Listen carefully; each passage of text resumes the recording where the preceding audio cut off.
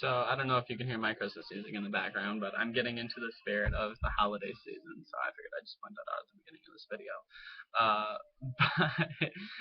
but this video is going to be about how I actually led a lesson in my classroom and the experience that I had with that and how that's going to help me prepare for the future. So there was one day where the teacher was just like, hey, Austin, I got a lot to do today, and I'm going to really need your help today. And I was like, sure, whatever you need. And she's like, here's the book. You're going to go through these 4 pages with the students, reading, doing whatever you want, pointing out the key points, asking them questions as they read, and then you're going to go through a study guide with them and help them prepare for the test that's coming up. And I said, okay. So basically, I did that for both the classes, and so I got up in front of the class, and for the first one, it was a little nerve-wracking because I had never taught before, so the students were kind of like, oh, what do we do? And so I had a couple of students like acting up, and so I basically said, hey, I'm just like your teacher. I'm just like, any other day. We're going to go through the social studies lesson, and, I have the clipboard up here, and I can make marks, which is their discipline system that they use. But I can make marks if it's necessary, and, if you're not going to follow the rules, then there's that.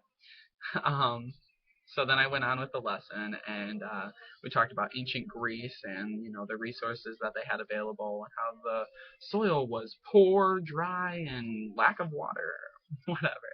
Um, and it was just a really cool experience for me because I've led lessons before and I've taught like one period of a class before, but it was just really cool to do it with this class and the students that I had gotten to know over the semester, and really cool that the teacher trusted me with that and gave me the opportunity and actually said, after I taught the first lesson, hey, do you want to do the next class as well? So having that kind of trust was really cool, and knowing that I did an actual well enough job to be able to do it again.